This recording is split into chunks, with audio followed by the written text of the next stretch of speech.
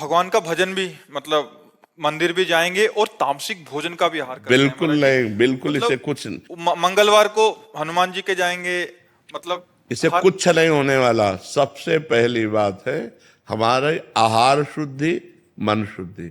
देहाती भाषा में कहते हैं जैसा खाओ अन्न वैसा बने मन। देखो, अगर हम शास्त्र की आज्ञा का पालन नहीं करेंगे और मनमानी आचरण करेंगे तो नरक जाओगे। पहले आहार शुद्धि, मन शुद्धि। अगर जैसा खाओ अन्न वैसा बने मन। किसी भी प्राणी को दुख देना, हनुमान चालीसा का भी पाठ करते हैं। ये अपनी वासनाओं की, अपनी जिह्वा को थोड़ा रोको यार। शराब पीते हो, मांस खाते हो, अंडा खाते हो, इस तरह के व्यवहार करते हो, और हनुमान जी और शंकर ये ऐसे प्रसन्न हो जाएंगे, ऐसे काम बन जाएगा? कुछ नहीं बन जाएगा। अवश्य में भोक्तव्यम कृतम कर्म शुभाशुभम। जो तुम कर्म करोगे तुम्हें भोगना पड़ेगा। चाहे मुर्गा हो, चाहे बकरा हो, सब जीव अपने प्राण बचाना चाहते हैं। सब जीव, तुम उनको काट कर खाओगे, वो भोगना पड़ेगा।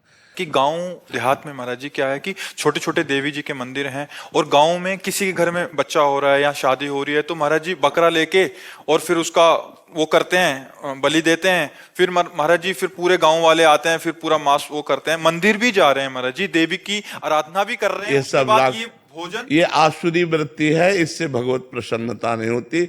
हम सबको ये बताना चाहते हैं, जगदम्बा को जगत जननी कहते हो तो बकरे की भी माँ है। जगत जननी है ना, माँ अपने पुत्र की बलि से प्रसन्न कैसे हो सकती है? हमें तो नहीं समझ में आता।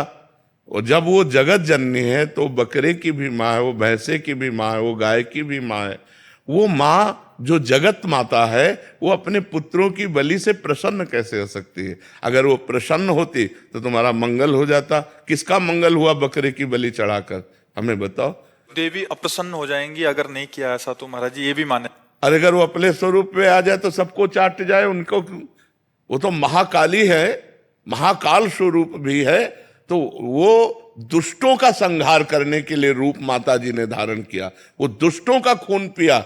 जो संसार के पवित्र जीवन जीने वालों के लिए वो मृत्यु काल रूप थे, जैसे महिषासुर, शुम्भ निशुम्भ, रक्त बीज। माता जी ने इनका संहार किया। इन बकरी बकरों का थोड़ी संहार करने से माता जी प्रसन्न हो जाती है। ये तो मूर्खता है, कोरी मूर्खता है। कभी माता जी प्रसन्न नहीं होती। हमें लगता है कभी ऐसे कार्य नहीं करने चाहिए और ये सोचो कि माँ प्रसन्न हो जाएंगी। मुझे